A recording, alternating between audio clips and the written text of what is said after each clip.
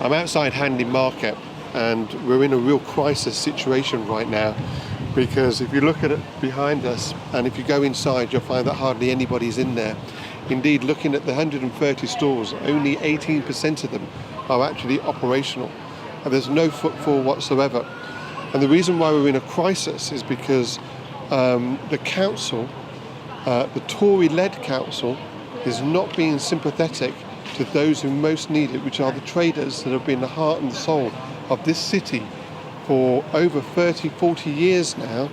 And I spoke to Phil Clark and also Denise, who are both traders and have both been suffering. And the one consistent message that I've heard from both of them is that the leader of the council, Abby Brown, and Daniel Jellyman have not only been not helpful to them, but the word that they've been used, and actually have been used by many people in the marketplace, is arrogance, is that they have not cared about their plight and about their need. And I think it's useful to go into a little bit more detail as to what's been going on. You see, they are being forced to open. They know that there's no footfall. They know that there's no proper precautions within the marketplace. And yet they're being forced to open. They're being forced to pay the rent. So they're having to pay money each week and each month for a store where there's no footfall, nobody coming in and nobody helping them. And albeit that they've suffered incredibly and they want to come back and they want to work, they can't work without council cooperation, and they've had nothing from Daniel Jellyman or Abby Brown. They've had no help. They have been looked down upon, they have been condescended. And I spoke to Phil Clark, who told me that he's had to give up after 33 years of working here in the marketplace. He's had to now close down his store. And he went in and he pleaded for help from Abby Brown, and she just said, pack your bags and go. And that's the sort of council that we have right now. We have a council that does not care about small businesses, that does not care about the marketplace. And the marketplace, we have to understand, is the heart and the soul of the city of Stoke-on-Trent. And without it, without the ability for people to communicate and for people to be able to have a collegiate atmosphere when they come out and they go out and they shop and they're able to talk to shopkeepers and shopkeepers are able to be their friends, then we lose the soul of this city. And the responsibility of this is laid firmly at the door of Abby Brown, the leader of our council, and her sidekick, Daniel Jellyman. Hi, so you're Denise Millward. Yes. And I think you've had a stall here for what, 24 years? 24 years, yes. And what do you do here? What's your stall? Children and baby wear, specialising in christenings, weddings, communions. Right, and the pandemic has obviously had an effect on everybody, and how has it had an effect upon you? It's finished us, absolutely zero. I mean, I have told a lot of my customers who pre-bought suits and dresses that I will gladly exchange them for bigger sizes. Yeah. But of course, being christenings and weddings, they're not happening at the moment. No, absolutely zero. So no income? No income, and the council have told me I've got no say in the matter. The market is open. I'm open. Whether I choose to open the stall or not, I am liable for the 6 full days rent. And that's what I want to talk about. What has the council's attitude been to you as a trader here in the market? Absolutely diabolical. We got an email at 7:05 last Friday night telling us we were open on the Monday, and that was it. And in relation to the past and the history and you being, have you ever experienced an attitude like that from the council? Not till the last 2-3 years. Right. Things started worse once Jellyman came in. So that's Daniel Jellyman. Yeah. And I think there's Abby Brown, do you know? Yes, right? I've heard all about her. She's very fond of sending us emails and telling me what I am and aren't going to do. But what she looks like, who she is, couldn't tell you. For 24 years you've been here. 24 years you've been trading, you've been paying your rent here. Yep. Now, today, I've been in there this afternoon, there's hardly anybody in there. Have you had to open? We are paying full rent if we are open or closed. Their answer was, the choice is ours, we're open or we close, but we're still paying the rent. which is why now they've lost half the market, because half the markets give the notice in. And what's your personal position now as a businesswoman here? What can you see for the immediate future for you? My worry now is we've got half a market. A lot of traders are moving on to other places, to other markets. That could also take the custom with them. And what do you want Abby Brown to do? Apart from talk to you sensibly. Well, she could get off her high horse, come introduce herself and talk to us, not at us. Yeah. Okay, well, thank you very much for talking to us. You're welcome. Cheers. So it's Phil Clark. It is, yeah. And you've got a business here?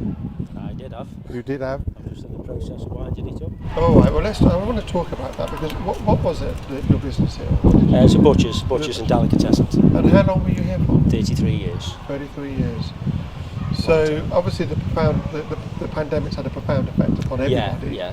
Has it affected you? I mean, have you been closed for? Yes, we should have stayed open according to government advice. Obviously, butchers are key workers and food. But we opened on the Monday. The council closed us on the Tuesday. The chief execs decided to close Hanley Market. Right. And as a consequence of that, I can see now there's hardly anybody around, and I've been here this afternoon. There's nobody coming in. When have you been told you've got to open? We were told, we had an email on Friday last week to say the market would be open on the Wednesday, which was the 17th. Yes. So we had an email the Friday before, which was insufficient notice. We were guaranteed we'd be given 2 weeks notice. Obviously, being in the food trade, we'd have to put PPE equipment in, screens and everything, to get set up, suppliers. And how many people are allowed in at the market? They said there'd be 40 allowed in at a time. Right. There'd be no toilets, public toilets open, no cafes open, no entrance or exit into. The lifts and the escalators were shut. Obviously, other stalls that couldn't open would be shut. And so your footfall was going to significantly reduce. Yeah, by at least a quarter. And in relation to the rent that you've got to pay, being reduced for you? No, full rent. Full rent. Yeah. So We were open on the Wednesday. They said it'd be full rent. yeah. In my case, it's £500 a week. And I said there's no way I could justify financially opening that store. I said I've got 3 staff as well, which I'd be bringing in. I said I'd just be blowing money big time. Well, how have you found the staff of the council towards you? I mean, there's the head of the council, Abby Brown. Do you know her? I never spoke to her. We have tried to speak to her. And Carl Edwards is the other one. We've emailed him while we were closed to find out going forward how we would open, how we'd like to open. Market inspectors we spoke to have been brilliant. They've been giving us surveys to fill in. The markets traders agreed, about 80% agreed to leave it till July. Thought it'd be detrimental to open too early because half of them, like hairdressers, beauty, cafes, would still be shut. So we'd all open together. Then we'd have access to Intu by then. The footfall would be better. And have the leaders of the council, Abby Brown, Carl Edwards, Daniel Jellyman, have they been down to speak to you? Have they had a conversation with you? No, not at all. We've, like I say, we've been on Radio Stoke, Signal Radio, Sentinel, got massive public support about reducing the rent, if we could have a rent-free period going forward. There's been no communication. I had a phone call last Wednesday when the market opened in the afternoon. Could I have a meeting with Carl Edwards, me and another trader, Dave Bryan? Yes. Thinking that they'd probably be offering us something there. You can sit around the table, have a discussion. Because you want to be here. See how many people are coming in. We don't want to close. Of course we don't. No. Been here too long. Customers have been fantastic. But his attitude was unbelievable. And what's happened? Unbelievable. Well, he basically said that it'd be full rent. It wasn't up for discussion. There's no way he would give us taxpayers' money. I said I couldn't possibly financially open that store at £500 a week, looking at the footfall that was coming in. And his answer was, we'll gladly accept your notice and make it as smooth as possible for you to leave, which several traders have. So traders have just gone bankrupt. Oh, well, not bankrupt, but they've closed. No, but they've closed. There's hardly any open now. And they've gone.